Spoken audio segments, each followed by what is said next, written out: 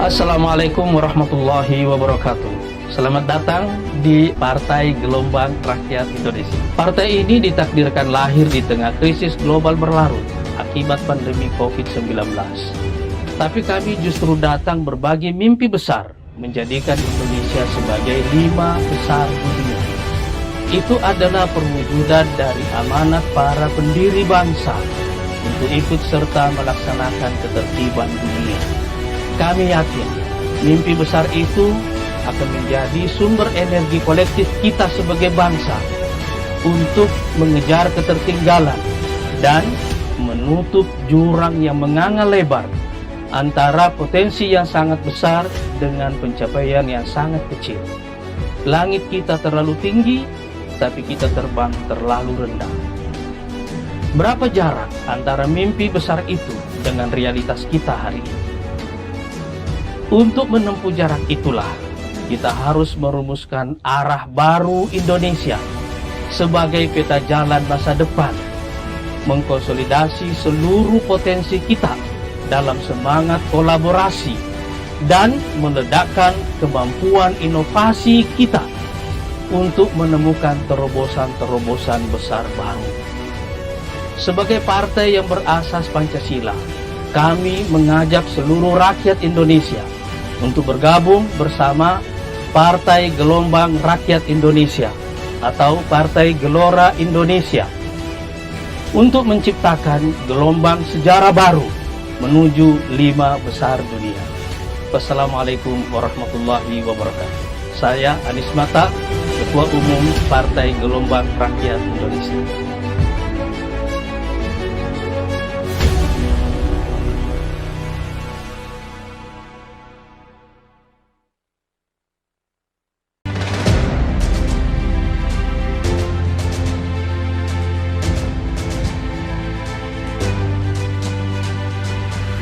Murah Bagus Adianta, seperti Ibu ya. Oke, dan beliau sekarang berkiprah sebagai Ketua KPPAD Komisi Penyelenggaraan Perlindungan Anak Daerah Provinsi Bali. Selamat datang Ibu. Selamat pagi, terima kasih. Dan selanjutnya untuk narasumber kita kedua yaitu Ibu Sutraini yang merupakan aktivis perempuan, tokoh perempuan dalam Partai Gelora Provinsi Bali yang saat ini menjabat sebagai Ketua Bidang Perempuan DPW Provinsi Bali dan juga sekaligus sebagai pengurus Yayasan Binar Bidang Bina Center. Selamat datang Ibu. Assalamualaikum. Selamat pagi. Ya, terima kasih atas kehadirannya. Ibu-ibu hebat di sini yang akan menginspirasi kita semua di rumah. Seperti itu. Oke, baik Ibu. Pada kesempatan pagi ini kita ingin mendapatkan pencerahan gitu, mendapatkan motivasi yang bisa kita jadikan inspirasi.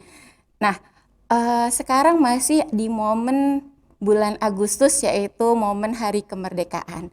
Yang ingin saya tanyakan kepada Ibu Ani dan Ibu Sutra, apa makna kemerdekaan bagi Ibu Ani dan Ibu Sutra sebagai perempuan di masa kini, seperti itu. Silakan Bu Ani. Kalau bagi saya, kemerdekaan bagi saya itu adalah kita terbebas dari penindasan dan kita bisa menyampaikan aspirasi kita, kemudian kita bisa berekspresi sesuai dengan keinginan kita. Itu merupakan kemerdekaan bagi saya sendiri. Karena selama ini kan banyak ya ibu-ibu yang kita ketahui bahwa mereka merasa, aduh saya masih begini, saya masih begini.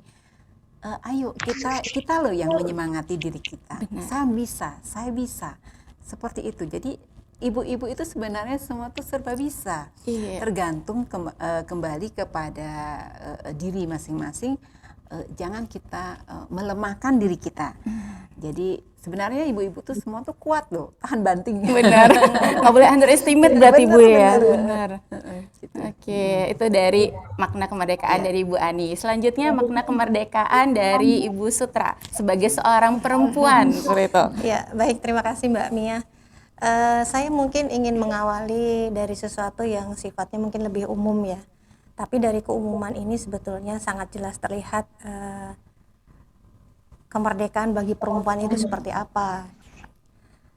Yang pertama, buat saya pribadi, kemerdekaan atau mungkin peringatan kemerdekaan seperti tahun ini yang kita lakukan ya pada hari jadi Indonesia yang ke-76 ya. Tentunya maknanya bukan hanya semata-mata serangkaian kegiatan seremonial belaka yang di dalamnya ada mungkin upacara bendera, kemudian pengibaran sang-saka merah putih, dikumandangkan lagu Indonesia Raya, dan kemudian berbagai aktivitas lainnya seperti perlombaan-perlombaan ya Bu ya, yang di situ menggambarkan mungkin luapan kebahagiaan, kegembiraan, keceriaan. Bukan hanya seperti itu, tapi lebih dalam dari itu lagi sebetulnya makna kemerdekaan itu adalah sebuah refleksi. Refleksi akan apa sih? Ya tentu akan perjalanan bangsa ini yang sangat panjang. Mulai dari masa penjajahan yang sekian lama, masuk masa Orde Lama, kemudian Orde Baru, Orde Reformasi, sampai kepada dunia mengalami krisis pandemi seperti sekarang ini. Itu sebuah refleksi akan perjalanan bangsa yang sangat panjang. Dan juga makna kemerdekaan itu adalah semacam sikap mental ya, akan bentuk kecintaan yang sesungguhnya terhadap bangsa. Kemudian diartikulasikan dalam bentuk perilaku yang baik, yang tentunya perilaku yang baik ini tentunya sumbernya dari nalar yang sehat seperti itu. Nah, yang jauh lebih penting juga, yang tak kalah pentingnya adalah tentunya semacam pernyataan sebuah kebulatan tekad bersama begitu. Kan setiap momen 17 Agustusan ini kan dirayakan oleh seluruh anak bangsa, seluruh masyarakat Indonesia. Ini sebetulnya declare atas kebulatan tekad bersama. Untuk apa? Meneruskan, melanjutkan perjuangan kemerdekaan. Tentu bukan untuk mengusir penjajah seperti yang sebelumnya, tapi dalam rangka meraih cita-cita kemerdekaan yang kita inginkan. Dan sini sangat jelas kalau kita ngelihat tadi yang saya sampaikan tentang refleksi perjalanan bangsa yang panjang, kita melihat peran-peran perempuan, ya, lahirnya pelopor-pelopor pejuang perempuan dalam meraih kemerdekaan itu sendiri sangat besar. Kita tentu tidak akan pernah lupa sederet nama-nama besar di sini kan, nama-nama yang sangat mulia seperti misalkan Cut Nyadin, Cut Metia, kemudian Laksamana Malahayati misalkan, Christina Marta Tiahahu, dan pasca kemerdekaan lahir Raden Ajeng Kartini, Dewi Sartika dengan peran kontribusi nyata untuk melanjutkan cita-cita kemerdekaan. Terus sampai hari ini gitu kan, lahir perempuan-perempuan yang luar biasa untuk meneruskan perjuangan mengisi cita-cita kemerdekaan itu sendiri. Jadi sesuatu yang sebetulnya menjadi kebutuhan dasar ya, bagi kita akan aktualisasi peran perempuan dalam melanjutkan cita-cita kemerdekaan yang dikehendaki. Luar biasa sekali ya. Jadi makna kemerdekaan bagi sosok perempuan itu justru lebih global ya Bu ya. Jadi sebagai seorang perempuan itu kita multi peran, multi talenta, harus serba bisa seperti itu. Oke, pertanyaan kedua nih Bu, yang istilahnya sedikit menggelitik saya gitu ya. Jadi perempuan perlu tidak untuk meningkatkan kompetensi diri untuk mengalahkan eksistensi para pria? Atau justru kita harus berkolaborasi dengan mereka dalam berbagai hal seperti itu? Mungkin Bu Ani terlebih dahulu bisa? Kalau perempuan untuk berkompetensi mengalahkan laki-laki, saya rasa tidak ya. Karena kita harus jalan bersama-sama. Ya kalau misalnya mau mengalahkan kayaknya kurang elok kalau menurut saya ya. Tapi kalau kita berjalan bersama-sama, beriringan ya, umpama sekarang saya anggaplah di DPRD di DPRD. Kalau kita merasa, kita harus lebih daripada mereka. Tapi kalau tidak didukung juga oleh para laki-laki kan tidak jalan satu pemerintahan. Misalnya kita menginginkan perda apa gitu ya. Perda ini membutuhkan kerjasama antara laki-laki dan perempuan. Kalau perempuannya menginginkan perda tentang perlindungan anak, supaya ada perda perlindungan anak. Kalau laki-lakinya tidak mendukung, perda ini tidak akan terlaksana, kan tidak akan ditetapkan. Tapi kalau misalnya kita bekerja bersama-sama, beriringan, ini loh kita menjelaskan bahwa perda perlindungan anak itu sebenarnya begini kita jelaskan, kan? Nah, sehingga para bapak-bapaknya ini paham dan kita berjalan beriringan sehingga terwujudlah atau terbentuklah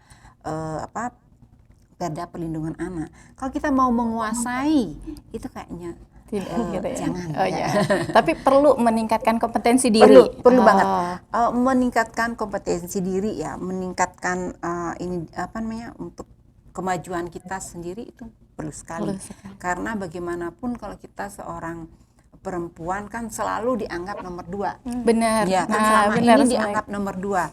Nah, sekarang kita bagaimana upaya kita meningkatkan eksistensi atau jati diri kita ya? Ya kita banyak membaca buku, banyak bertanya kepada yang lebih pintar atau yang lebih berpengalaman, kemudian sharing ya. Seperti ini nih sebenarnya kita kan sharing ya. Iya, benar Kita sekali. sharing. Saya menceritakan pengalaman saya, mungkin kalau ibu yang lebih pengalaman di bidangnya masing-masing kan kita oh iya benar. Itu Kita harus saling seperti melengkapi ini. Iya, begitu ya, saling Ibu ya? melengkapi. Jangan saling, kalau ada perempuan yang maju, satu lagi perempuannya menjatuhkan. Kan seperti Nah, itu ya. selama kebanyakan ini seperti seperti itu itu kan. ya saling Jadi makanya kan ada rasa was-was khawatir gitu pada saat kita ingin melejit, nanti takutnya berlebihan ada celaan seperti Iya, ibu. iya, benar. Berarti kan isinya pressure dalam diri gitu Bu. Itu yang khawatir gitu Iya, kita iya. sebagai seorang perempuan gitu. Ya, makanya kita saling bersinergi ya. Kalau saya melihat antara perempuan dengan perempuan, kita saling bersinergi, antar perempuan dan laki-laki kita bersinergi, bukan saling bersaing ya. Biasanya kalau selama ini saya melihat kebanyakan ya, saya bilang kebanyakan. Jadi kalau udah perempuan maju, perempuan lain pasti menjatuhkan seperti itu kan. Justifikasi benar sekali. Nah, bagaimana kalau ada perempuan yang maju, kita sama-sama mendorong atau bisa memberikan masukan. Misalnya, anggaplah saya misalnya sekarang ada di KPPAD Provinsi Bali. Saya kan cuma berlima ya, 5 orang. Jadi tidak bisa mencakup ke seluruh Bali. Nah, saya bersinergi nih sama Partai Gelora. Masya Allah. Nah, sekarang misalnya Partai Siap, Gelora siap. datang, Ibu sebaiknya begini, saya ada masukan begini. Nah, itu kan membantu sekali bagi kami kan. Nah, di situ saya, oh ya benar. Nah, seperti sekarang nih, saya ada di studio Partai Gelora, saya sangat senang, benar. Saya begitu saya menerima undangan, saya sangat senang sekali karena di sinilah saatnya saya bisa menyampaikan beberapa hal kepada perempuan Partai Gelora. Jadi bahwa kita ini semua sebenarnya bisa. Kenapa kita tidak memanfaatkan waktu kita ini semaksimal mungkin untuk perjuangan ya, perjuangan untuk melanjutkan kemerdekaan yang diharapkan ya. Iya, benar. Bukan kemerdekaan dalam artian kita harus berperang, perjuangan dalam perang, tapi perang menghadapi masalah-masalah yang ada di saat yang akan saat ini dan gitu ya. akan datang gitu Iya, ya Bu benar. ya. Oke, terima kasih Iya. Bu. Jadi kita harus berkolaborasi Iya. tepatnya ya, tidak hanya personal, dengan partai juga tentunya bisa berkolaborasi Iya. untuk istilahnya jangkauan yang lebih luas lagi seperti itu ya Bu ya. Ya, bukan dengan partai saja ya, dengan seluruh lapisan Seluruh masyarakat. lapisan. Ya, ya, karena kan begini, kalau kita sudah ada kerjasama atau berkolaborasi dengan seluruh lapisan masyarakat, baik dengan dinas, dengan partai maupun dengan siapa saja, dengan LSM, itu otomatis kita bisa meningkatkan wawasan kita. Kalau saya melihat itu ya, meningkatkan wawasan kita sebagai perempuan. Oke, terima kasih. Kalau Bu Sutra sendiri bagaimana? Sepakat ya Bu ya, ini menarik menggelitik. Menarik menggelitik. Jadi kalau ditanya apakah perempuan itu perlu meningkatkan kompetensinya, kok saya yakin nggak ada perempuan yang menjawab nggak perlu ya.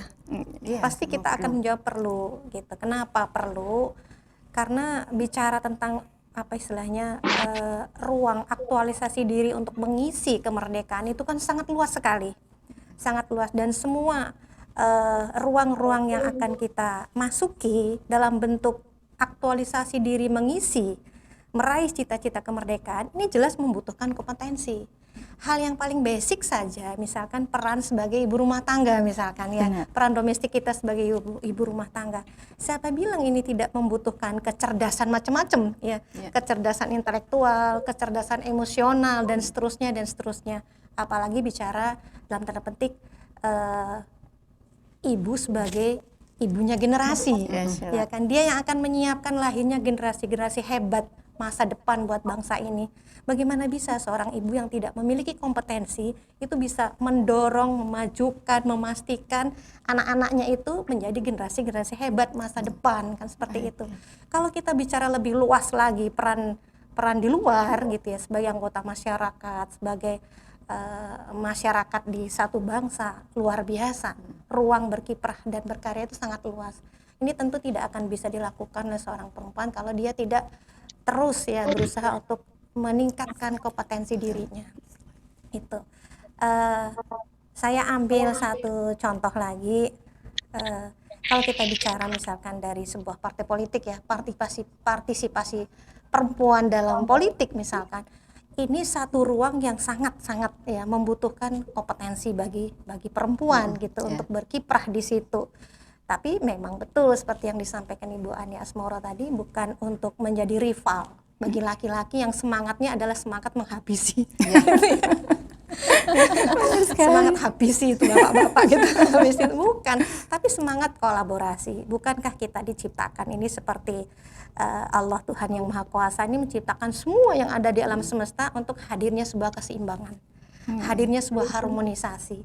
Bicara warna tidak hanya ada satu warna kan begitu, tapi adanya putih, hitam, merah, biru ketika disandingkan seperti warna pelangi yang sangat indah gitu kan. Warna bunga juga bermacam-macam. Nah, anggota tubuh kita coba lihat perpaduan antara kerja jantung, hati dan lain-lain, bukan untuk mengintimidasi antar mereka, tidak, tapi untuk bahasa kita tadi mungkin berkolaborasi sehingga fisiknya manusia itu luar biasa. Ibarat tangan juga, satu ke depan, satu ke belakang. Luar biasa. Jadi lagi perempuan itu berkolaborasi lah dalam segala hal. Seiring gitu ya. berjalan ya, seperti sepasang sepatu gitu, saling beriringan berjalan gitu. Nggak boleh ada yang ninggalin kanan-kanan aja jalan, kiri-kiri aja seperti itu ya Bu ya. Jadi satu langkah per langkah itu perlu seperti itu, beriringan berjalan. Oke. Terus ini ada lagi pertanyaan Bu. Bagaimana perempuan mampu menunjukkan eksistensi dalam berbagai hal di segala bidang sesuai dengan kemampuan yang dimilikinya dan meninggalkan rasa insecure dalam diri perempuan untuk berkarya. Seperti tadi, kadangkala kalau misalnya kita sebagai seorang perempuan gitu memilih gitu untuk mempunyai kelebihan dari segi pendidikan. Kadangkala ada suara-suara sumbang, ngapain sih perempuan itu berpendidikan tinggi, toh nanti ngurus rumah tangga, ngurus anak, ngurus suami, selesai gitu.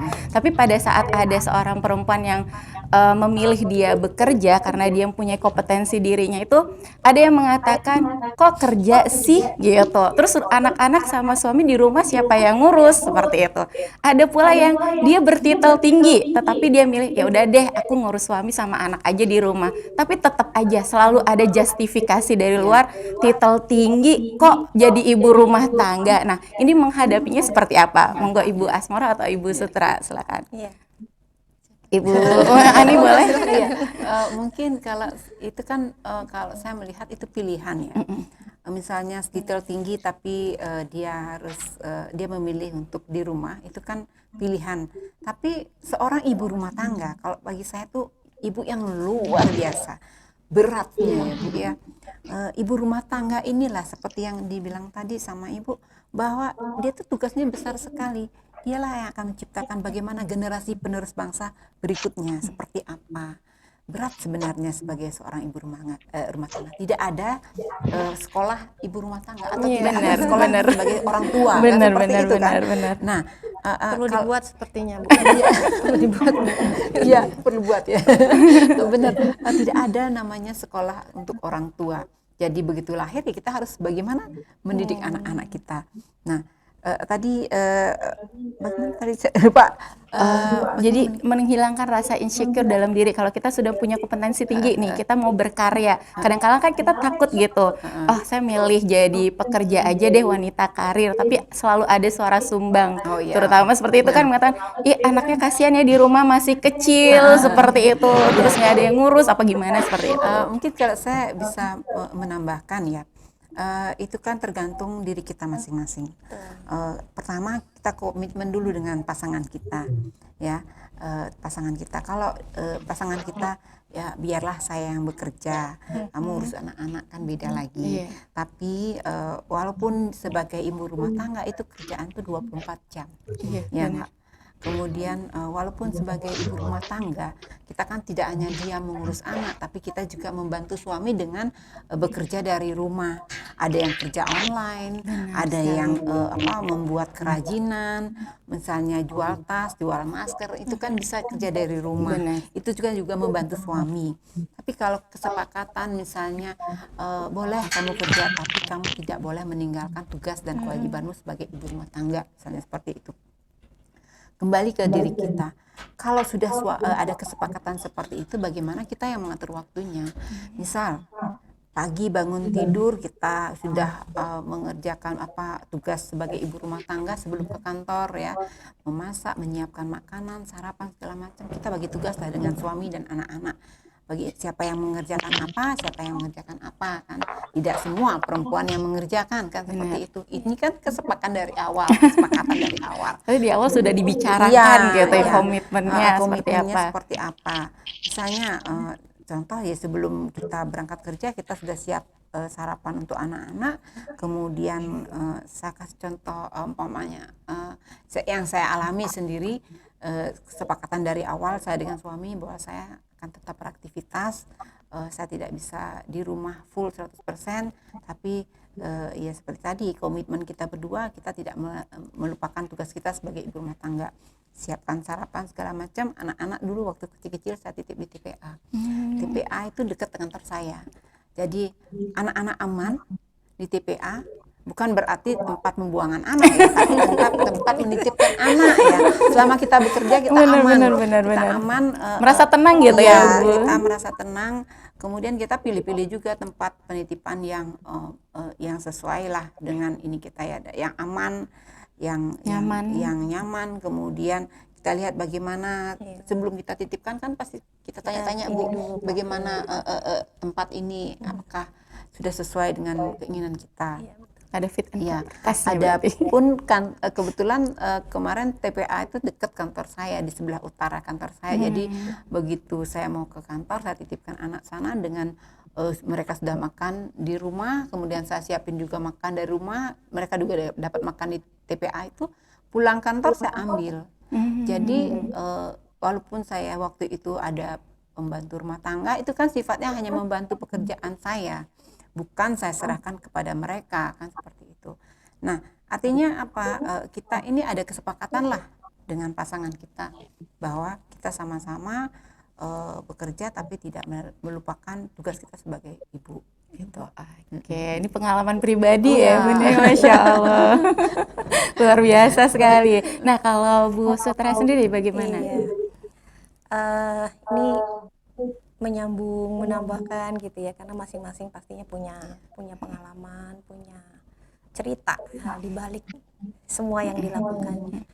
Kalau saya pribadi, saya jadi teringat begini.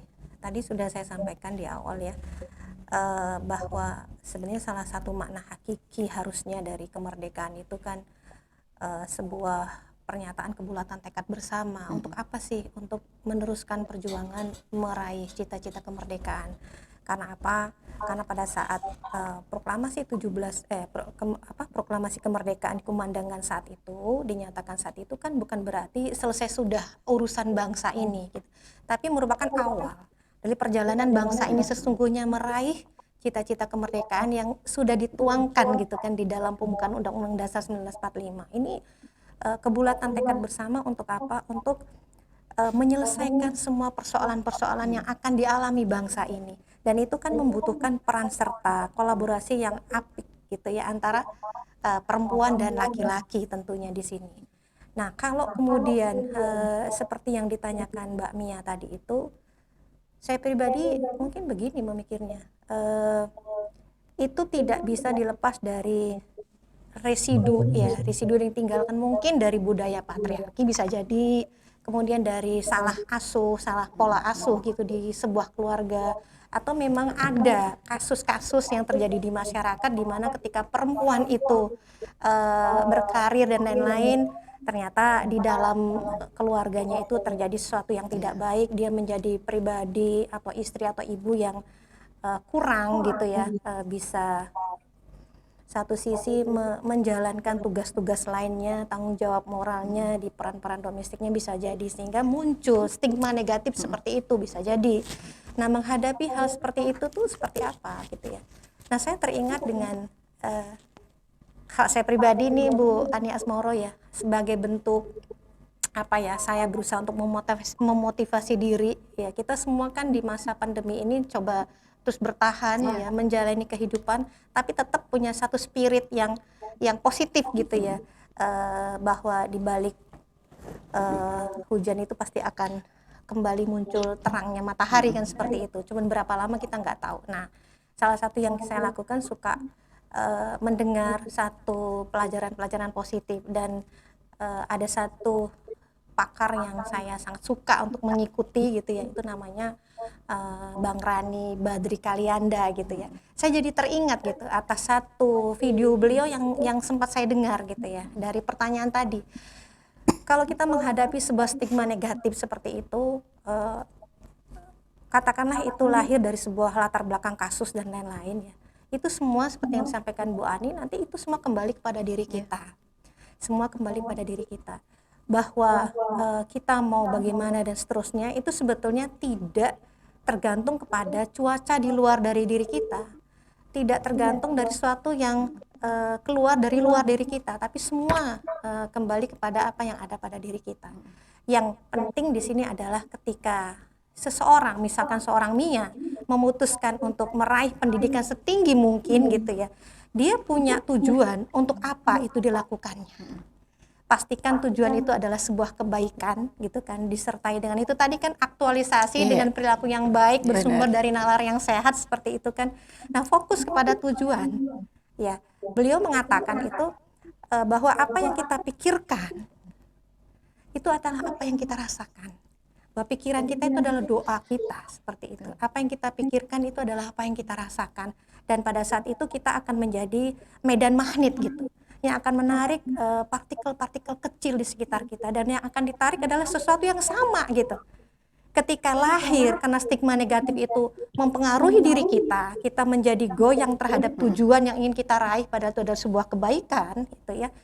Maka yang kita pikirkan adalah ketakutan ya, yang kita pikirkan adalah stigma negatif itu pasti akan masuk kepada rasa kita. Ya, yang akan mendominasi perasaan kita juga stigma negatif itu, dan pada saat itu kita akan menarik partikel yang sama dari luar diri kita. Itu luar biasa, ini jadi satu motivasi yang luar biasa buat pribadi saya gitu, bahwa ternyata memang stigma negatif itu bumbu-bumbu lah ya, yang tidak harus mengganggu seseorang ya. Ya, ini harus menjadi spirit bagi perempuan Gelora khususnya gitu ya, bahwa apapun yang kita lakukan, meraih pendidikan yang tinggi, mengaktualisasikan diri dalam ruang-ruang yang sangat luas gitu ya, dalam karya-karya kita, itu semua adalah buat kebaikan. Kita fokus pada tujuan ya, kita pikirkan dan kita rasakan yang positif itu, maka kita akan mengubah stigma negatif itu dengan keteladanan yang kita bisa berikan kepada mereka. Luar biasa. Saya setuju sekali nih pernyataan Ibu, benar. Begini, mungkin kita sama ya Bu ya, cuman saya tadi tidak menyampaikan begini. Saat kita apa yang kamu pikirkan itulah yang akan terjadi. Bener. Karena pernah saya kejadian ya, saya kok begini ya, misalnya kok anak di depan itu tiba-tiba akan menabrak saya. Saya cerita ya, menabrak saya. Sekian detik kemudian benar terjadi. Benar. Jadi apa yang kamu pikirkan itu yang akan terjadi gitu realita. Makanya kita harus berpikirlah yang positif. Betul. Kan, berpikir positif, berkata positif, maka akan positif jadinya, seperti itu. Ini sangat menarik sekali ya Bu ya. Benar. Berarti untuk para perempuan-perempuan hebat di luar sana, berarti meninggalkan pikiran-pikiran negatif. Nggak boleh insecure begitu ya Ibu ya. Jadi berani berkarya, berani bertampil gitu, tetapi tidak melupakan kodrat sebagai seorang istri dan seorang ibu, seperti mungkin itu. Ini Mbak Mia tadi kan sesuatu yang sangat menginspirasi itu ya, dari video apa istilahnya, awal dari Pak Anies Mata tadi ya, beliau selaku Ketua Umum Partai Gelora. Menarik tadi kan seperti yang beliau sampaikan. Ini gambaran dari yang ditanyakan tadi. Gitu ya. Coba Partai Gelora ini lahir di tengah krisis. Benar. Karena sudah masuk pandemi ya. Kita hidup berdampingan dengan corona seperti itu. Tapi kata Pak Anies tadi, justru Partai Gelora lahir di tengah krisis ini membagi mimpi besar. Ini kan kayak apaan sih ini Gelora ini hari gini bicara ingin menjadikan Indonesia sebagai kekuatan lima besar dunia. Jadi di tengah krisis membagi mimpi besar. Yang dilakukannya itu ketika ada stigma negatif ya, mungkin dari partai politik lain ya, mungkin dari masyarakat, kelompok-kelompok tertentu, kelompok-kelompok yang ada di masyarakat karena mungkin nggak masuk ke akal nih krisis kayak gini bicara itu gitu. Iya, krisis malah Kan tidak bangun menurunkan partai. ini ya Mbak Mia, kan tidak menurunkan visi besarnya Partai Gelora. Ya tetap memikirkan dan kemudian merasakan bagaimana kita ini sudah menjadi lima besar sebelum itu terwujud itu kan ya. Apa yang Anda pikirkan kemudian itulah yang akan Anda rasakan, hiduplah terus di dalam visi itu dan kemudian akan meraih apa yang Anda tuju. Jadi bukan menurunkan tujuan itu karena berbagai stigma negatif tadi. Benar. Itu Berarti itu dari psikologis kita sendiri yang harus kita rubah berarti ya, dari pemikiran pola pikir kita yang harus kita rubah supaya tidak berpikiran negatif yang justru kadang itu yang menjadi musuh besar dalam diri kita. Benar seperti itu. Virus-virusnya Benar. yang harus dibersihkan. Bukan hanya dari luar. Kalau dari luar mungkin bisa ditangkal gitu kita ya. Tetapi kalau dari dalam diri sendiri tidak bisa menghargai diri sendiri, terus berpikiran negatif, memikirkan apa yang dikatakan orang, kita masukkan dalam diri kita, justru kita malah lebih jatuh ya Ibu ya, seperti itu, tidak bisa bangkit gitu. Kebetulan kemarin ini kan kita kita jadikan ruang untuk sharing ya, membagi hal-hal yang baik khusus kepada para perempuan ya. Yang ditanyakan tadi itu kan memang sesuatu yang istilahnya terus gitu ya, mengikuti perjalanan perempuan gitu ya, hidupnya perempuan. Ada satu lagi yang beliau sampaikan ini menarik banget gitu ya. Kebetulan kami kemarin pagi sekitar jam 10-an tuh sempat semacam ada dialog khusus gitu sama Bang Rani ini, jadi Ketua Bitpuan DPC Indonesia. Itu kita ada waktu 1 jam untuk saling sharing dengan beliau gitu ya. Macam-macam pertanyaan ibu-ibu kepada beliau, dan beliau katakan seperti ini yang menarik ya. Sebetulnya kekuatan perempuan itu bukan ada pada pikirannya, tapi ada pada perasaannya. Kekuatan perempuan ada pada perasaannya. Justru itu modal atau kekuatan utama perempuan. Nah, apa yang kita pikirkan, perasaan kita adalah wujud yang kita pikirkan gitu. Jadi sebetulnya kekuatan perasaan itu adalah kekuatan utama perempuan, tapi sebaliknya ya seringkali kemudian menjadi kelemahan yang utama bagi perempuan. Kenapa? Karena perempuan-perempuan ini, kata beliau ini ya. Bener sekali. Biasanya kalau perempuan udah perasaannya kena gitu langsung down banget ya Bu, bener. Justru yang sebetulnya ini menjadi kekuatan utama perempuan, cuman dipakai untuk apa gitu sama perempuan? Dia dipakai untuk banyak merasakan hal-hal yang negatif tadi, ya perasaan takut gitu ya, perasaan was-was, perasaan aku apalah, cuma begini. Akhirnya yang terjadi seperti itu. Iya benar. Stigma negatif itu selalu ada dalam diri. Itu saya sendiri luar biasa ini gitu ya. Itu adalah kekuatan utama perempuan, tapi kenapa menjadi kelemahan? Karena yang dibangun ya dari perasaan dia itu adalah sesuatu yang memang negatif ya. Jadi kekuatan perasaannya didominasi oleh sesuatu yang negatif, maka jadilah dia seperti itu. Oke, baik. Jadi apa yang kita pikirkan itulah yang akan kita wujudkan ya, sebenarnya. Gitu. Harus punya mimpi Mbak. Benar ya.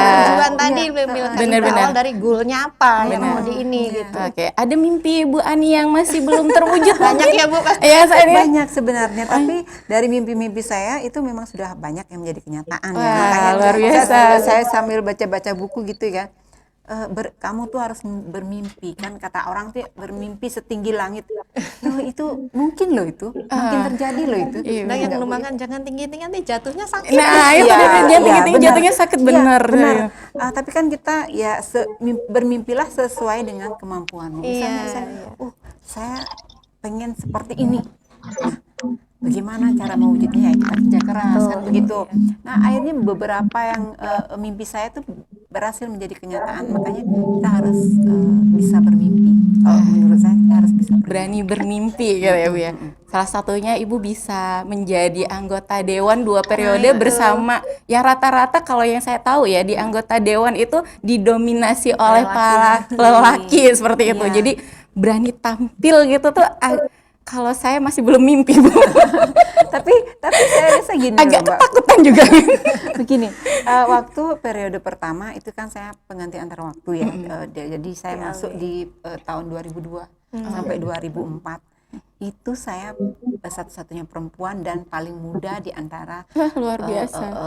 55 anggota dewan itu. Kemudian di situ tantangannya saat itu adalah ketika ada pembahasan gitu ya, pembahasan masalah perda, ranperda gitu.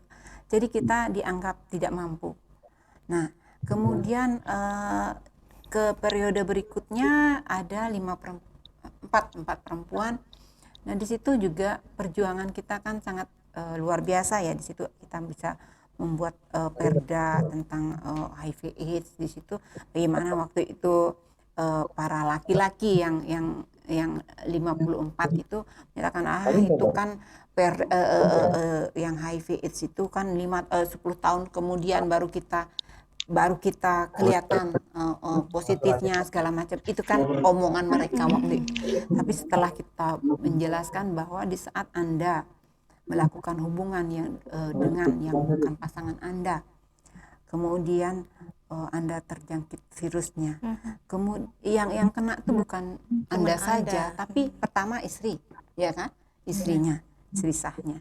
Kemudian kalau istrinya sampai hamil, bisa ke anaknya.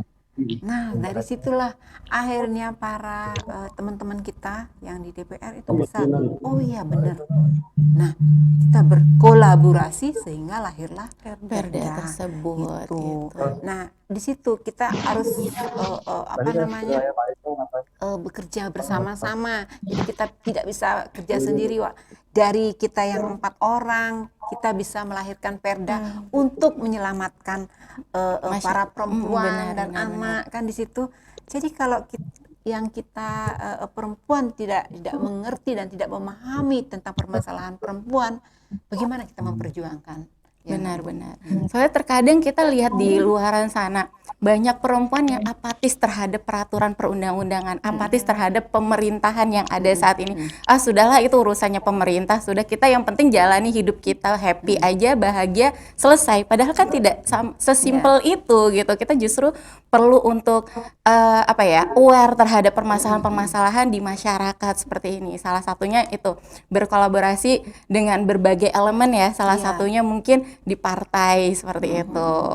Seperti itu ya. Jadi mimpi-mimpi besar ya. Saya Boleh bisa menambahkan, nambahin ya. ya, Mbak Mia.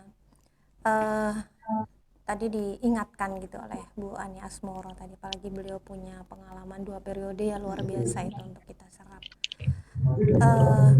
Balik lagi ke yang kita bincangkan itu ya, kemerdekaan dan perempuan. Nah, salah satu persoalan yang kita hadapi dan nyata banget gitu ya, dalam rangka meraih cita-cita kemerdekaan itu kan memang keterwakilan ya perempuan di politik ya, partisipasi politik perempuan. Ini memang bukan satu pekerjaan yang mudah ya, di pekerjaan bersama yang memang cukup serius gitu ya. Seperti yang disampaikan tadi, masih banyak gitu kan perempuan-perempuan yang belum mendapatkan kemerdekaannya dalam kaitannya dengan bagaimana kebutuhan dasar perempuan itu terpenuhi. Benar. Apa sih kebutuhan dasar itu? Ya, kebutuhan dasarnya sama sebetulnya dengan laki-laki gitu ya, tapi kita bicara perempuan. Masih banyak perempuan yang belum bisa mendapatkan kebutuhan dasarnya secara baik. Nah, mungkin dalam hal ini Bu Ani banyak punya data gitu ya kaitannya dengan ruang pengabdian beliau saat ini ya. Misalkan hak dalam meraih pendidikan, ya hak kesehatan, termasuk perlindungan hukum, ya kekerasan dalam keluarga dan lain-lain ya. Nah, ketika hak dasar ini tidak hanya 1-2 orang yang merasakan dari perempuan-perempuan ini kan akan berubah menjadi persoalan yang sifatnya kolektif ya Bu ya, akan berubah menjadi satu persoalan yang sifatnya kolektif.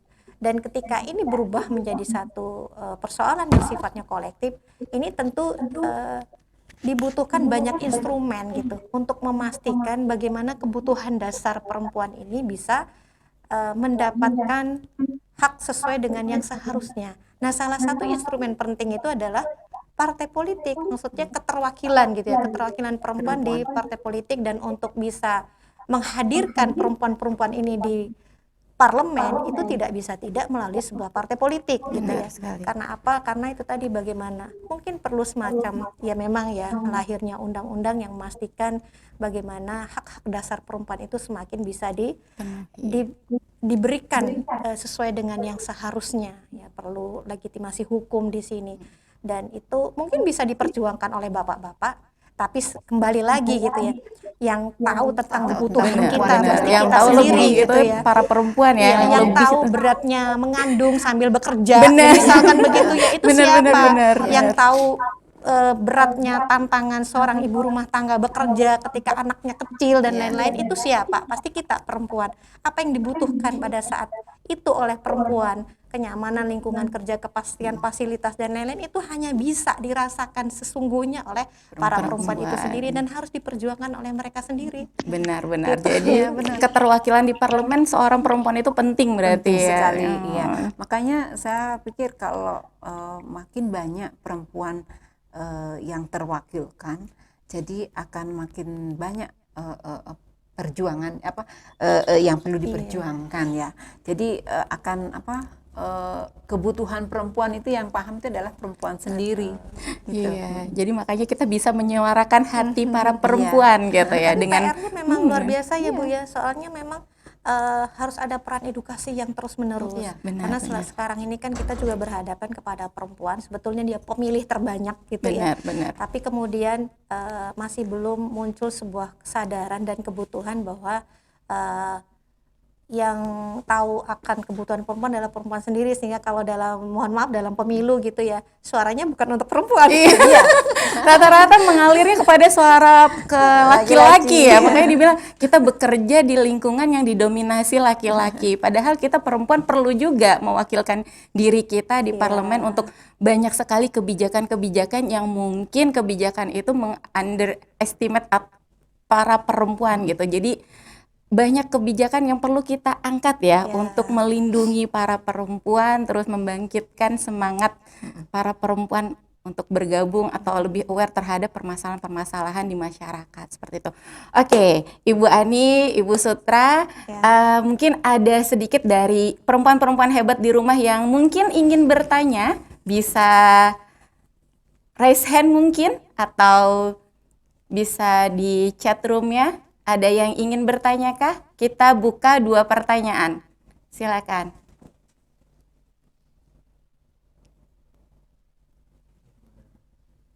Ada yang mau bertanya?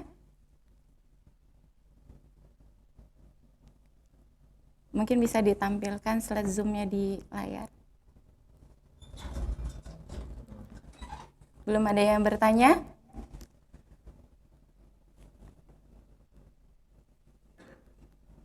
Iya, belum ada ya. Wah, pemaparannya luar biasa sehingga semua insya Allah di rumah ya sudah oke, iya paham, berarti perempuan itu memiliki talenta yang luar biasa yang harus mengedukasi antara satu dengan yang lainnya, saling membangun bukan malah menjatuhkan. Seperti tadi Ibu bilang, pada saat satu wanita itu berusaha untuk meraih mimpinya, ada wanita lain yang langsung menstigma negatif, ih apaan ya. Jadi kita yang kalau misalnya tadi kekuatan kita ada di perasaannya nggak kuat gitu, langsung down gitu. Aduh, salah ya saya seperti ini. Apa saya diem aja atau bagaimana, seperti itu. Mungkin di rumah, para perempuan hebat di rumah, para ibu-ibu, ada yang ingin bertanya?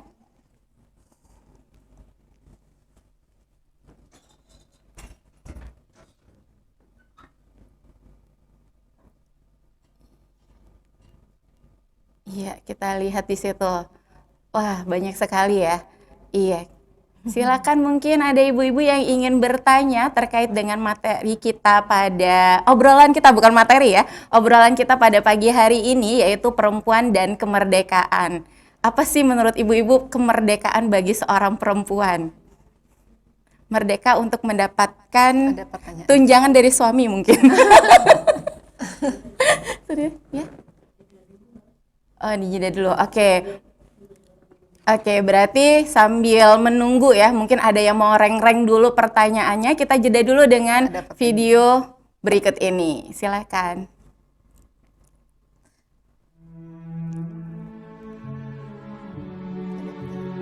Perempuan dan kemerdekaan. Oke, sebentar. Ada Perempuan lagi bangkit, diputar. Indonesia tangguh.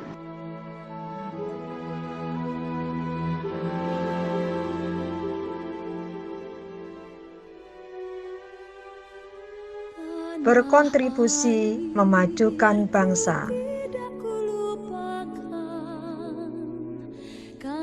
Pemegang tonggak sejarah peradaban. Meneruskan estafet perjuangan bangsa.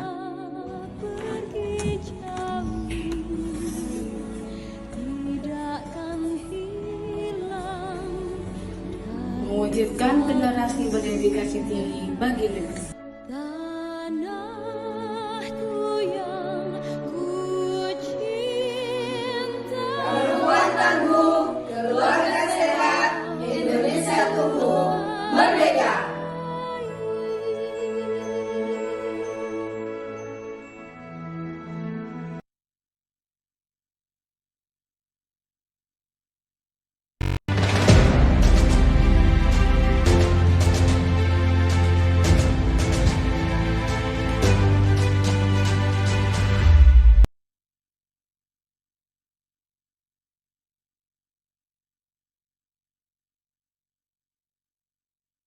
Dari perempuanlah kita bisa menyehatkan keluarga kita dan bisa membangun ya Indonesia menjadi tumbuh seperti itu. Oke, sudah ada 2 pertanyaan, mungkin bisa diturunkan pertanyaannya. Ada 2 pertanyaan dari Ibu Purwanti dan Ibu Yuki. Nah, dari Ibu Purwanti di sini ada pertanyaan, bagaimana menyatukan suara-suara perempuan yang terkadang justifikasi kepada perempuan lain. Seperti tadi kita, pada saat kita sudah mau menampilkan ini loh kita gitu, tetapi ada suara sumbang dari luar, dari perempuan juga gitu yang menjatuhkan kita. Dan balik lagi, karena kekuatan, kelemahan perempuan ada di perasaan gitu. Kalau perasaannya nggak kuat, nggak tahan banting, kita pasti down, langsung kita menghilang tanpa jejak gitu. Monggo, mungkin 1 pertanyaan dulu kita akan bahas. Dari Ibu Sutra dulu mungkin. Ya, terima kasih Ibu Purwanti ya Iya. yang tanya. Tadi di awal saya sudah menyampaikan gitu ya, bagaimana menghadapi stigma negatif seperti itu ya. Kemudian kalau yang ditanya bagaimana menyatukan suara-suara perempuan gitu ya. Saya balik lagi seperti yang saya sampaikan tadi ya. Seseorang yang ingin melakukan sesuatu, misalkan si A gitu ya, saya ingin menjadi anggota dewan, misalkan dia mempunyai goal itu dalam hidupnya gitu ya, dengan maksud-maksud baiknya, kenapa dia mau menjadi seorang anggota dewan, karena saya punya sesuatu yang ingin saya lakukan untuk membawa Indonesia kepada perubahan yang lebih baik, misal secara global seperti itu, maka dia fokus gitu sama goal yang ingin dilakukannya.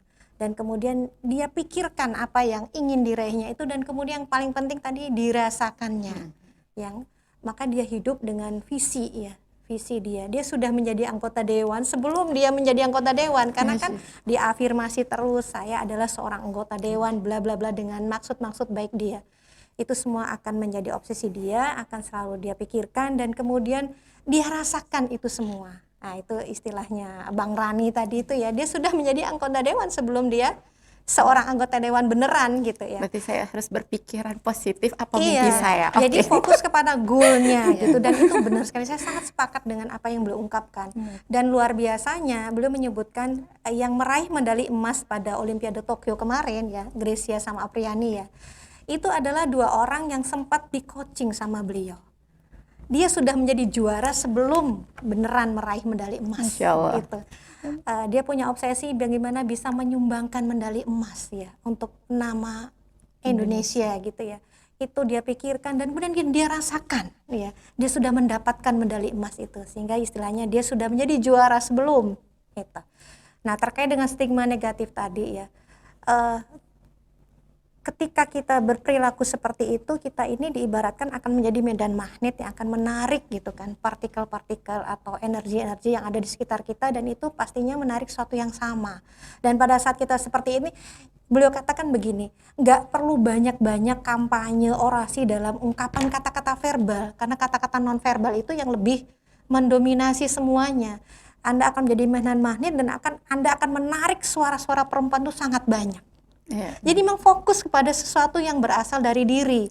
Ya, stigma itu akan seperti angin yang pasir yang diterbangkan angin, dia akan hilang sendiri. Gitu ya. Nggak akan bisa dihalangi seseorang itu dengan stigma negatif ketika unsur-unsur yang menjadi peran penting dalam dirinya itu yang mendominasi. Seperti itu. Ya, terima kasih. Benar-benar. Oke, dan ini ada pertanyaan kedua, lebih cocok dijawab oleh Bu Ani ya, silakan. Ini ada pertanyaan dari Ibu Yuki Ita. Nah, bagaimana menarik minat perempuan untuk ikut berpartisipasi dalam bidang politik ya? Benar. Oh enggak, Ibu. Nah, pertama ya, ini bagaimana menarik minat perempuan. Sekarang ini kan kita untuk mencapai ya kuota 30% ya kan, parlemen perempuan. Itu minimal kita harus punya dulu. Ayo kita ajak dulu perempuan-perempuan untuk aktif di partai politik ya, seperti itu ya. Bagaimana menarik mereka? Sementara mereka masih, saya nggak bisa, sibuk kan gitu ya. Keluarga saya nggak ada yang jaga, anak-anak saya nggak ada yang jaga, kan pasti seperti itu masalah-masalah yang mereka hadapi kan. Banget. Nah, bagaimana menarik mereka untuk aktif di partai politik itu? Caranya begini, kita ajak.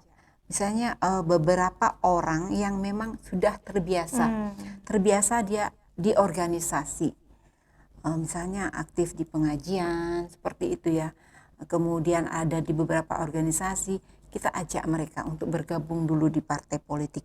Nah, setelah mereka bergabung di partai politik, kita berikan pemahaman, ada pendidikan politik di sana. Bagaimana tentu dengan adanya mereka sudah bergabung di partai politik, kita harus memberikan mereka itu semacam pendidikan politik. Bagaimana seharusnya perempuan kalau mereka berpolitik itu seperti apa. Nah, saat mereka di DPR itu seperti apa. Disitulah diberikan pendidikan dan pelatihan politik ya kepada perempuan-perempuan yang aktif di partai politik. Sehingga begitu mereka ada di partai politik, mereka sudah kuat. Dan di saat mereka melakukan kampanye, mereka sudah paham apa yang harus diperjuangkan. Pertama, mereka pasti akan memperjuangkan kaum perempuan. Bagaimana mereka memperjuangkan anak-anak di sana. Hak-hak anak itu banyak. Itu yang mereka perjuangkan atau disampaikan di saat mereka melakukan kampanye. Tapi menurut saya mungkin cara orang kan berbeda-beda ya Bu ya saat kampanye. Kalau mereka punya dana lebih mungkin caranya berbeda, memberikan sembako atau memberikan apa. Nah, yang kayak kita yang pas-pasan caranya seperti apa? Di saat ada pengajian, ayo kita ngobrol. Ibu, saya misalnya lagi mencalonkan diri di Partai Gelora, saya mohon dukungan, misalnya seperti itu. Yang akan saya perjuangkan seperti ini, hak perempuan, hak anak diantaranya, karena kita di pengajian yang mayoritas itu perempuan, kita sampaikan. Nah, dengan kita menyampaikan beberapa hal itu, masa sih nggak nyangkut 1-2 orang? Iya, kan? benar-benar. Nah, kemudian ada keluarganya, ada suaminya, ada anaknya, masa sih nggak nyangkut kan? Nah, seperti itu. Cara-cara kita kan berbeda-beda, yang kita yang kantongnya, kalau saya yang kantongnya pas-pasan ya saya pakai dengan cara saya kan seperti itu ya. Tapi kalau kita punya dana lebih, kita saat sosialisasi kita kumpulkan banyak orang, kita sampaikan apa tujuan kita dan apa yang akan kita perjuangkan di situ. Nah, dengan begitu saat kita pemilihan, kita juga harus siap dengan kalah menang. Namanya juga ini namanya Kompetensi, perjuangan, kompetensi ya. Kompetisi. Nah, saya jadi Kompetisi. ikut-ikutan. Namanya juga ini perjuangan, kalah menang tuh kita harus siap. Iya. Jangan sampai baru kita kalah kita down. Iya, Ada benar. yang sakit jiwa, ada yang masuk Banyak rumah sekali sakit itu. jiwa kan seperti itu ya. Benar-benar. Nah, itu karena mereka nggak siap. Jadi kalau kita siap, kita kalah menang itu sudah biasa, ya. Saya kalahnya banyak sekali, Bu, ya. Beberapa kali saya kalah, ya. Kemudian sempat saya maju di Denpasar saya kalah. Kemudian beberapa kali saya kalah dan waktu 2002 itu saya PAW. Nah, 2004 di periode pertama, kemudian 2004 berjuang lagi, dapat lagi. Nah, setelah itu berjuang lagi, kalah lagi. Itu namanya kan berjuang. Kita sudah berjuang, kita sudah melakukan hal yang terbaik. Masalah hasil itu akan mengikuti. Nah, tapi kalau kita gagal, jangan merasa aduh saya gimana Gagal gitu ya. gitu. Iya. Langsung merasa minder, insecure, tiba-tiba langsung ujung-ujungnya sakit jiwa gitu. Iya. Nah, kalau perjuangan kita kan kalau tidak lolos di situ kan kita bisa berjuang di tempat lain kan, seperti itu ya kan. Tidak harus di DPR, tapi kalau bisa di DPR itu sangat bagus sekali. Tapi kalau tidak bisa, kita bisa melakukan perjuangan di tempat lain. Ya, seperti itu. Berarti kita berdedikasi di lingkungan masyarakat sekitar ya, minimal seperti itu ya, Bu ya. Minimal keluarga kita Oh, keluarga lah, ya. kita, benar, terkecil keluarga. dulu, habis itu Benar. di masyarakat ya kan. Iya. Begitu. Seperti itu. Oke, ini Bisa ada ini lagi. ya, bisa Oh iya, menambah silakan. dikit.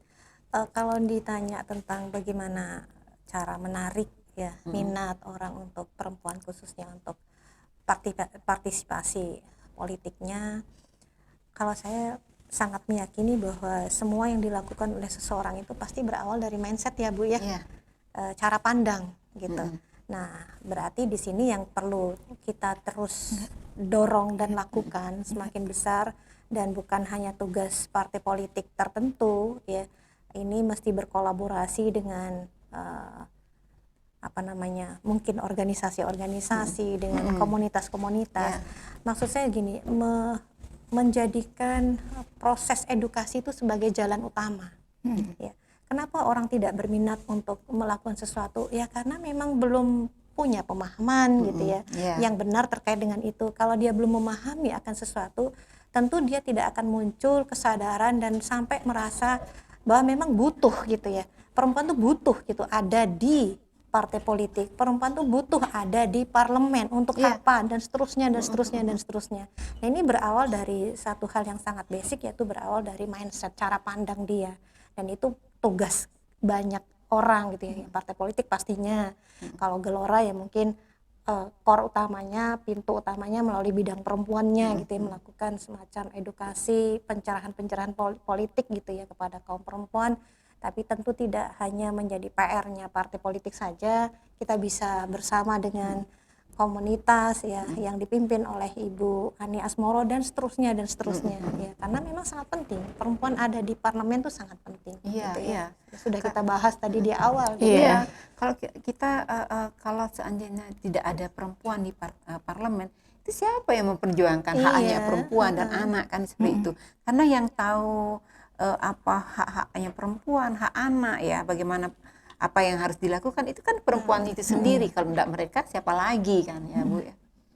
Salah satunya mungkin ini ya, cara-cara edukasi itu bagi para perempuan yang seperti Ibu punya pengalaman 2 periode di DPR gitu ya, itu bisa sharing, menceritakan ya apa manfaat yang selama ini diberikan oleh perempuan karena keberadaan perempuan di parlemen gitu. Ini kan bentuk-bentuk edukasi. Saya sangat yakin dan percaya edukasi menjadi pintu utama untuk menarik minat itu, karena minat tidak akan ada kalau tidak memahami. Pemahaman itu ada karena edukasi. Benar sekali. Jadi makanya saling mengedukasi gitu ya, saling antara satu perempuan dengan perempuan lainnya. Oke, mungkin satu pertanyaan lagi ya Ibu ya. Ini dari Ibu Komang Ayuningrum Yuliana. Dalam kondisi saat ini pastinya dari segi ekonomi, hati, fisik cukup terkuras. Apalagi pada saat-saat terberat istri pada saat kondisi COVID seperti sekarang. Apakah ada kiat-kiat agar bisa menghadapinya? Oh, ini global pertanyaannya. Monggo Ibu Ani, silakan. kiat-kiatnya Ibu, kira-kira ekonomi hati dan fisik ya. Ekonomi hati dan fisik. Saya sangat tertarik ya dengan ini, karena kan di saat pandemi ini tentu ada banyak yang di PHK kan, seperti itu ya kan, pariwisata nggak jalan. Bagaimana kiat-kiatnya? Kebetulan saya bersama teman-teman di sini bergabung di satu komunitas. Saya rasa ibu-ibu di sini nih semua bisa ya. Saya yakin ibu-ibu tuh 24 jam waktunya dan mampu. Dalam artian begini. Misalnya ibu yang pintar masak atau bisa masak atau bisa buat kue, bisa menjual kuenya atau membuat kue kemudian jualan online. Sekarang kan makin banyak sekali yang jualan online ya Bu ya, jualan online. Misalnya yang bisa jahit, jual masker, jual topi, jual tas seperti itu secara online. Atau dia gabung dengan UMKM di situ. Jadi sebenarnya kalau saya melihat sekarang ini justru UMKM itulah yang menonjol. Itu siapa yang ada di UMKM? Itu adalah ibu-ibu rumah tangga. Para penggeraknya justru ibu-ibu rumah tangga. Iya, mereka yang ada di sana. Jadi saya melihat, saya kebetulan beberapa teman saya yang ada di UMKM, saya sangat luar biasa, mereka itu perjuangan sangat luar biasa. Walaupun mereka ada di rumah masa COVID seperti ini ya, itu mereka tetap bisa berjualan, membantu suami yang mungkin di PHK. Kemudian tadi ada apa itu? Kemudian seperti saat ini kiat-kiatnya. Tadi masalah ekonomi, hati, fisik ya, cukup terkuras. Iya benar. Iya benar. Kalau kita berpikiran positif ya, nah ini masalah hati nih, masalah hati. Mungkin di saat masa pandemi ini kita kan kadang-kadang kita mengeluh ya. Sekarang anak-anak 24 jam ada sama orang tuanya. Benar sekali, sekolah dari rumah gitu. Sekolah dari rumah. Nah, disinilah saatnya orang tua merasakan bagaimana menjadi seorang guru. Ya enggak? Kalau pas mereka anak-anak ada di sekolah, orang tua menyerahkan kepada guru. Jadi orang tua kebanyakan kebanyakan saya bilang tidak membantu. Tidak semuanya, tapi kebanyakan gitu ya. Tidak semuanya, tapi kebanyakan tidak mengetahui tentang pelajaran di sekolah. Tapi dengan masa sekarang ini, kita ini diberikan pelajaran oleh Tuhan ya. Ini saatnya kamu mengasuh anakmu 24 jam. Kayak belajar bagaimana menjadi seorang guru. Disinilah saatnya orang tua itu menjadi seorang guru. Masalah hati, fisik ya kita harus kadang-kadang kan karena 24 jam anak ada di rumah, kalau orang tuanya nggak sabar, itu akan terjadi kekerasan di sana. Nah, bagaimana sekarang kita sebagai orang tua harus menjaga hati kita supaya tidak ada kekerasan fisik di sana, ya. Itu yang harus kita jaga sebagai seorang perempuan dan sebagai seorang ibu dan di dalam keluarga. Nah, apalagi itu? Sudah jadi kondisi COVID fisik yang cukup terkuras. Iya, itu sudah, aja sudah. Jadi di sini kita belajar banyak ya. Jadi menjadi seorang perempuan itu nggak gampang sebenarnya. Benar. Jadi butuh tadi yang seperti di awal kita jabarkan ya, kita bahas itu, kita perlu punya kompetensi yang lebih gitu ya, untuk bagaimana kita bisa mendidik generasi penerus bangsa seperti itu. Kadang-kadang kan kebetulan saya guru dan di situ tuh anak-anak banyak yang berpikir, mendingan saya sekolah aja deh, ibu saya lebih galak dibandingkan guru saya di sekolah. Jadi mungkin tingkat kesabaran seorang ibu tuh perlu ditingkatkan lagi yang lebih dan lebih gitu. Seperti itu. Mungkin ada pandangan dari Bu Sutra. Dari itu tadi itu kan sesuatu yang kita rasakan bersama gitu, bukan hanya oleh Ibu Komang Ayu Ningrum ya, tapi kita semua, karena memang kita tengah berada pada situasi pandemi gitu ya. Pertanyaannya kan juga sifatnya umum, intinya kiat-kiat untuk kita bisa tetap survive gitu ya di tengah pandemi. Saya kembali lagi kepada hal-hal yang sifatnya memang itu sesuatu yang kekuatan yang ada pada diri kita sendiri gitu ya.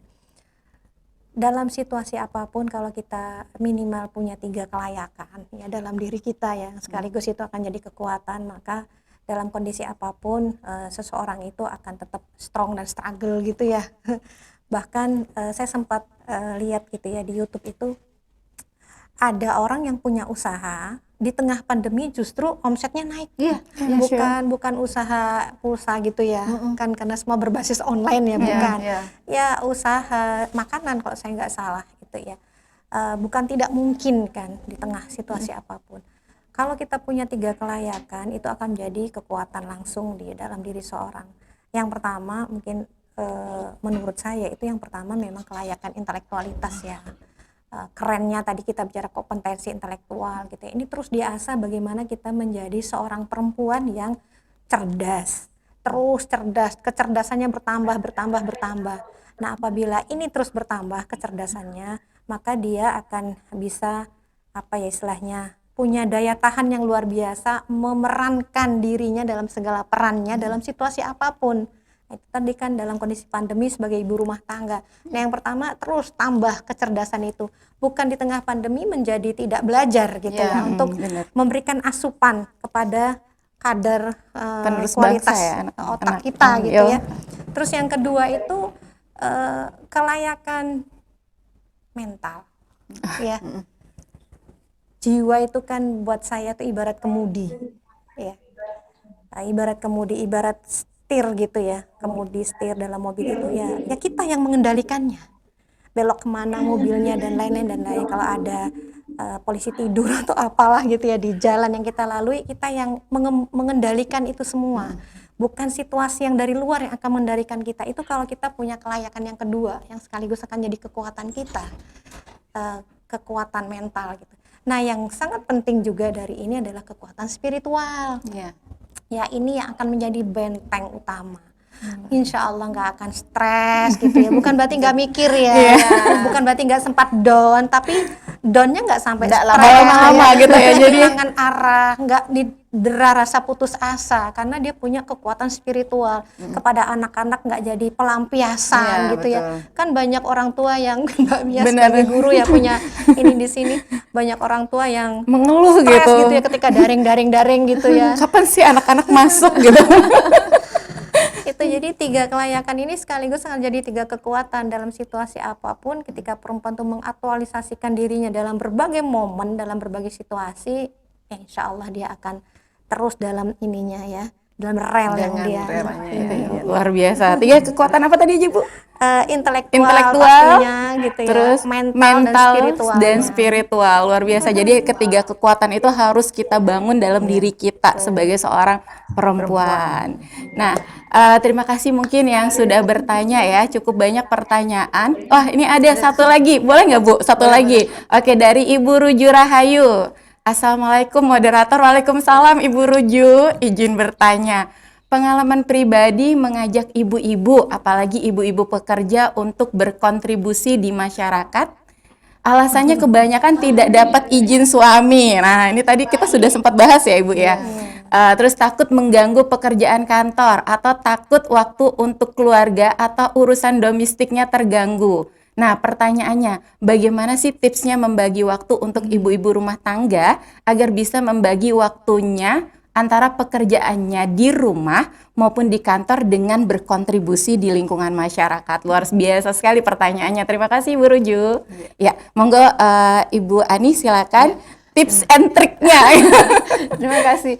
Kalau saya melihat ini kan pertama ya komitmen kita ya. Pertama seperti yang saya sampaikan di awal, komitmen kita tuh dengan suami seperti apa. Ini sebelum menikah atau sesudah menikah Ibu kalau buat komitmen itu?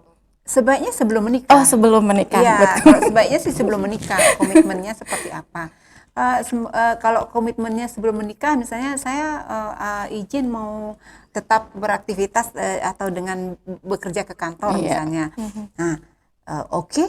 Kalau kamu mau kerja, tapi kamu tidak melalaikan atau meninggalkan tugas utamamu sebagai ibu rumah tangga, misalnya dengan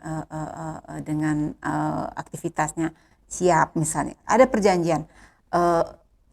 Kemudian setelah menikah, mengandung dan melahirkan, itu kita harus sepakat harus jalankan apa yang kita sepakati di awal itu. Jangan sampai baru kita bekerja langsung kita meninggalkan tugas kita sebagai ibu rumah tangga. Wah, sibuk lah, sok sibuk. Iya. Jadi tidak Nggak diurus rumah gitu. tidak sempat nyapu, tidak sempat membuat sarapan gitu. Harus saya cepet-cepet misalnya seperti itu.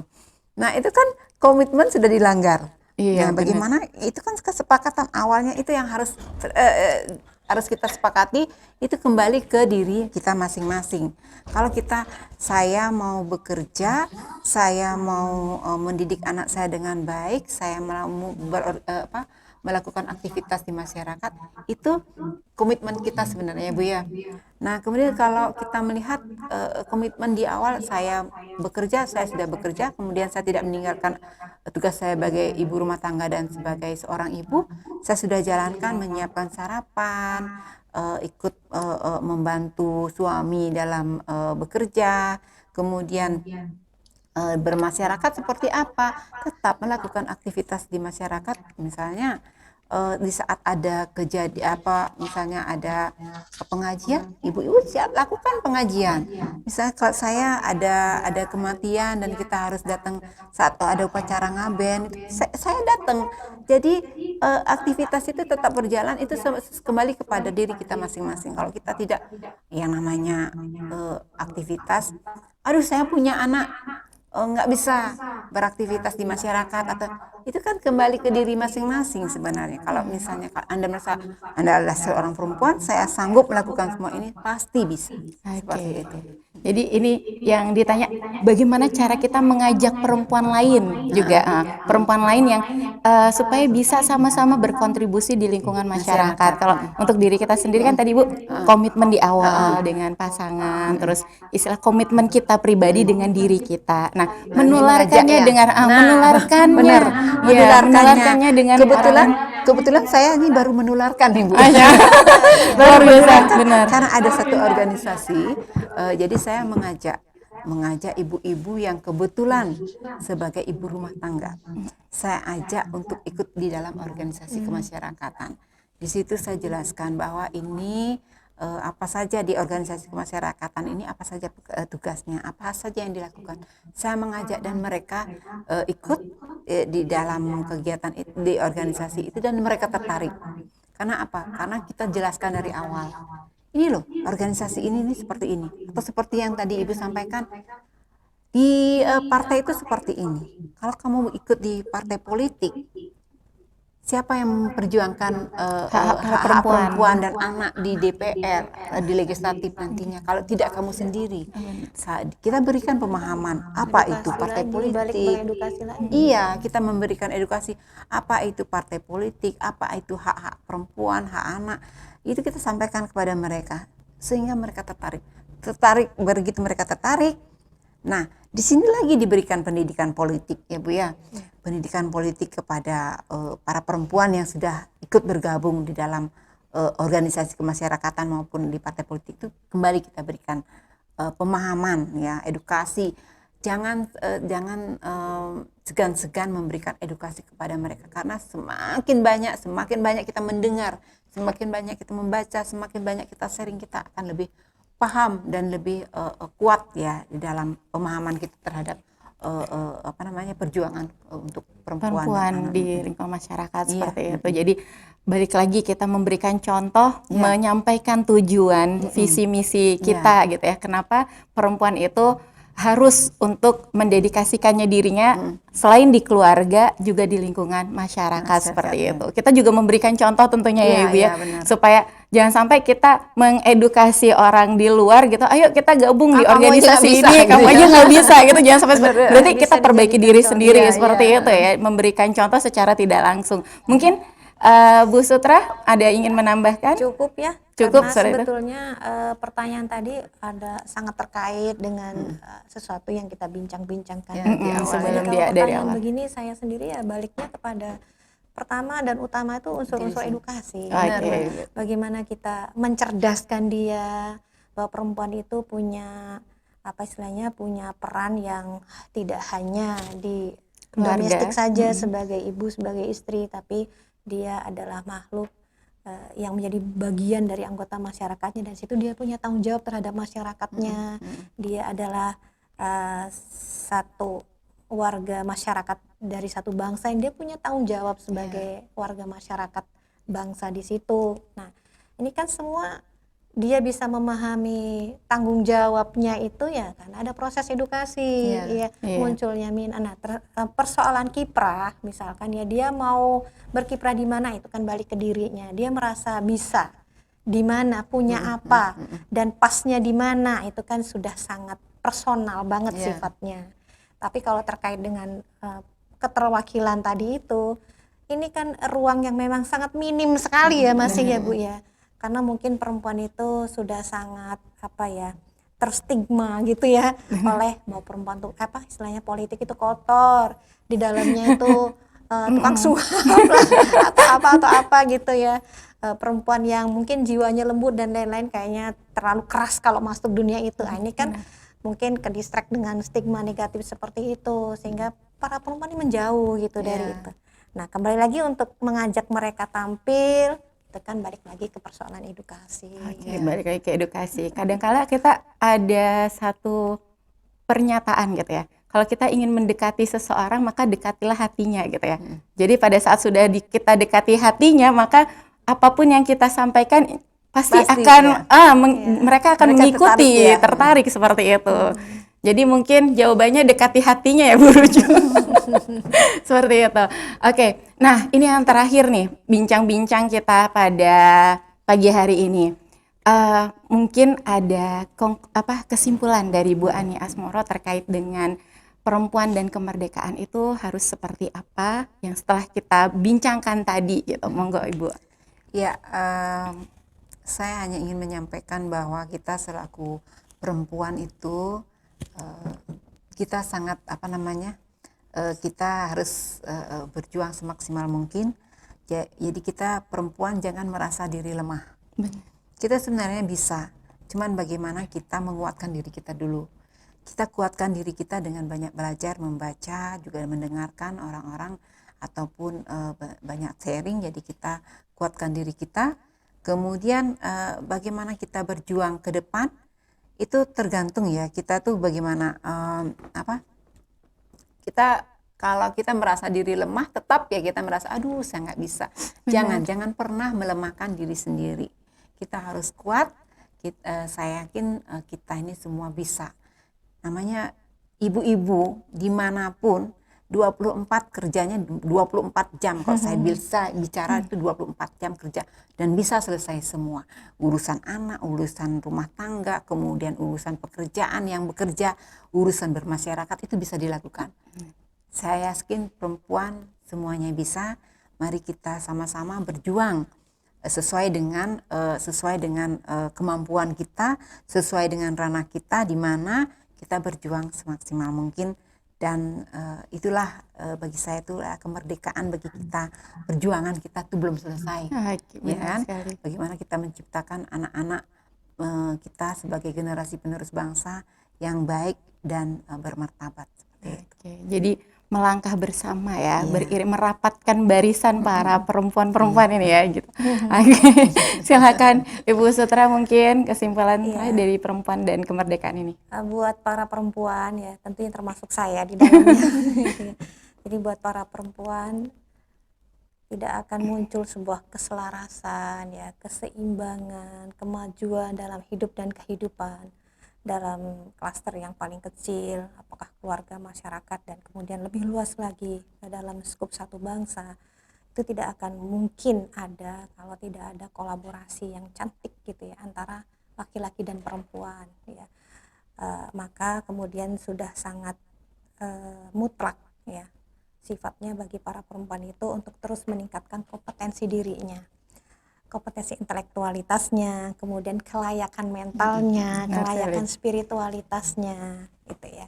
Dan kemudian jangan pernah ya, kita para perempuan mengatakan saya tidak bisa. Sebetulnya ketika kita berkata saya tidak bisa, Anda juga benar gitu ya. Tapi ketika kita berkata bisa, kita juga benar. Tapi ada sebuah perbedaan yang sangat tajam di sini. Ketika kita berkata kita tidak bisa, maka pada saat itu kita sudah menghilangkan satu peluang bahwa kita sebetulnya bisa. Karena sebetulnya luka, kemudian mungkin sedih, bahagia dan seterusnya, hal-hal yang tidak enak gitu ya, itu sebetulnya bukan sesuatu yang dirancang dari luar diri kita, tapi dirancang oleh kita sendiri. Maka sebetulnya sering-seringlah berkata, kuatkan dalam pikiran kita bahwa kita bisa, dan rasakan itu dalam perasaan kita, maka kita akan jadi seperti yang kita inginkan. Berarti kita mengafirmasi diri Iya, kita benar-benar. bahwa kita itu mampu, bisa, sanggup gitu ya untuk berjalan bersama-sama dengan para kaum lelaki ya, istilahnya bukan ditinggalkan, ditindas, tetapi beriringan bersama-sama seperti itu untuk berkiprah di lingkungan masyarakat seperti itu. Oh, tidak hanya di lingkungan masyarakat, di rumah tangga juga seperti itu ya, Bu, ya, rumah tangga dan di masyarakat. Oke, itu tadi perbincangan kita ya pada pagi hari ini terkait dengan tema kita perempuan dan kemerdekaan. Ya, sebagai perempuan membuat pilihan menjadi tantangan. Kerap kali ditanya pilih bekerja atau menjadi ibu rumah tangga, seolah-olah memilih salah satu akan mengorbankan yang lainnya. Pilihan bekerja seolah-olah merupakan pilihan yang melawan kodrat, sementara pilihan menjadi ibu rumah tangga akan membuat perempuan dinilai mengorbankan bakat. Tiap kali perempuan bimbang mengambil pilihan, ada saja orang-orang dengan gampang memvonis perempuan memang ribet.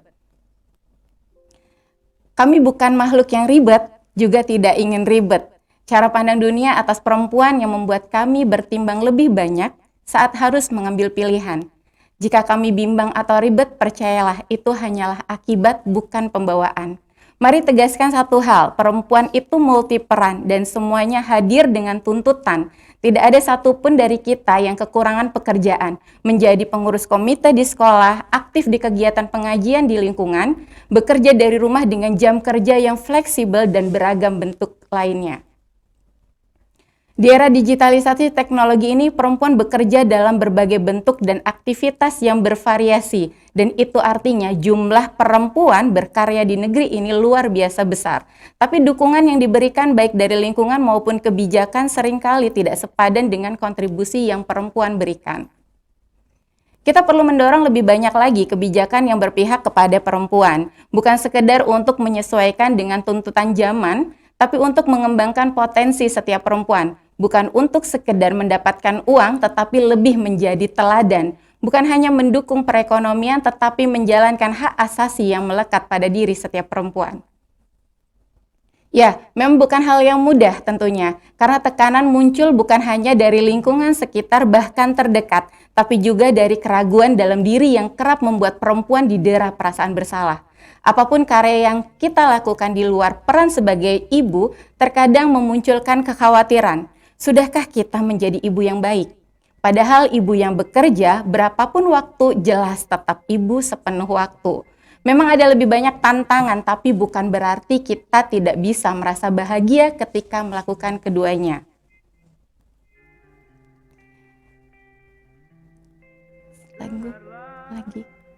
Slide-nya lagi. Bahagia dan ibu bekerja adalah kata yang sejalan maknanya. Menjadi ibu dan terus berkarya adalah dua peran yang kita pilih untuk saling melengkapi, bukan saling menegasi. Perempuan tidak harus memilih, kita bisa mendapatkan keduanya. Kita layak dan berhak melakukan itu tanpa diliputi kekhawatiran akan celaan dari sekitar. Wajar jika kita tetap ada keraguan. Keputusan seorang perempuan biasanya didasari oleh pertimbangan yang lebih kompleks. Semakin kompleks situasinya, kian tidak merdeka seorang perempuan untuk mengambil sikap. Saya mungkin mempunyai kemerdekaan, Anda juga mungkin memilikinya. Tapi dunia tidak hanya berputar di sekeliling kita. Ada dunia-dunia perempuan lain yang masih serba tertutup, serba mengekang, juga serba membatasi. Tugas perempuan yang diberkahi cukup kemerdekaan adalah mendorong perempuan lain untuk lebih berani menunjukkan sikap. Karena ciri perempuan kuat itu adalah yang percaya diri dan berani untuk unjuk kemampuan. Kita adalah pekerja keras dimanapun kita berada dan berusaha, bahkan di lingkungan yang didominasi laki-laki. Tidak perlu didera khawatiran dan perasaan bersalah ketika kita berhasil menunjukkan karya. Saya percaya jika setiap perempuan memiliki dosis kemerdekaan untuk berbuat, bertindak dan berkarya, maka dunia akan merasakan perubahan yang benar-benar nyata.